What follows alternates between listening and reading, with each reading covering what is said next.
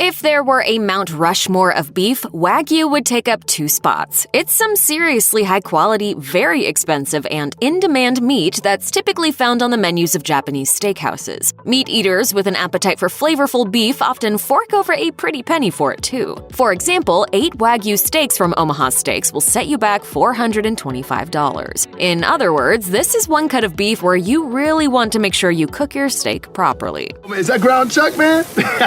No offense, I ain't trying to park my Bentley next to your Toyota. You know what I'm saying? Come on, man. Oh, you just putting it right next to the frozen pan. Whether you buy Wagyu beef from a butcher or order it off the menu at a fine steakhouse, it's always going to be expensive. As for why the price might make you say holy cow, the easy answer is because it tastes so good. Obviously, though, it's a little more complicated. If you were to take a raw slab of Wagyu beef and place it beside other cuts of more widely available beef, you would notice a lot more marbling in the Wagyu. Marbling refers to those fatty white streaks that are found throughout the beef, and you can think of these as beefy flavor crystals that impact both its tenderness and overall flavor. Since a cut of Wagyu beef is going to have significantly more marbling than any U.S. prime cut of beef, it will taste fantastically delicious. Here's the thing, though. This marbling doesn't happen by accident. There's a lot of work that goes into elevating Wagyu beef to the point where a cow can sell for hundreds or even thousands. Farmers start feeding young calves milk bottles by hand until they're around 10 months old. At this point, they're sold to another farmer who has the job of fattening them up with a special feed made of hay, wheat, and rice. The young cows munch on this special diet 3 times a day while exerting as little energy as possible. The idea is to pamper the cows in a stress-free environment because a happy cow makes for a better tasting cow. Now, it's not just how the cow is raised that produces Wagyu steaks, but the actual cow itself. There are all sorts of cows out there, and some are more prized than others when it comes to what ends up on a steakhouse menu.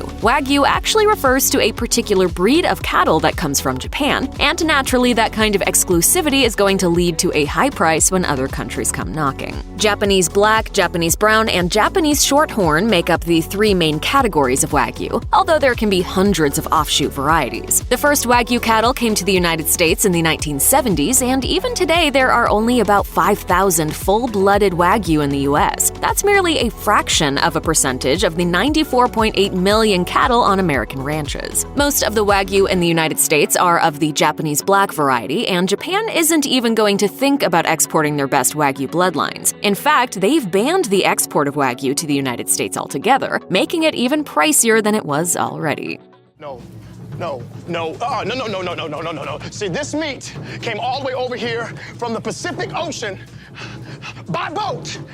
Poke around a few U.S. livestock websites and you'll learn that you can buy a young black Angus cow for around $1,250. That's a serious bargain compared to the cost of a Wagyu cow, which can be as much as $30,000 on the low end. At an auction, Wagyu calves go for around 40 times the price of U.S. cattle, and the prices for some varieties can be downright ridiculous. Take the prized Matsusaka Wagyu from Mie Prefecture, part of Japan's Kansai region. The slaughtered cows are all virgins, which some claim makes the meat more tender. Regardless of whether or not that's true, the cows have sold for as much as $400,000. Because of its rarity and allure to foodies, restaurants that sell Wagyu always command a high price for it. Is the real thing worth it? You'll have to try it to find out. Check out one of our newest videos right here. Plus, even more mashed videos about your favorite foods are coming soon. Subscribe to our YouTube channel and hit the bell so you don't miss a single one.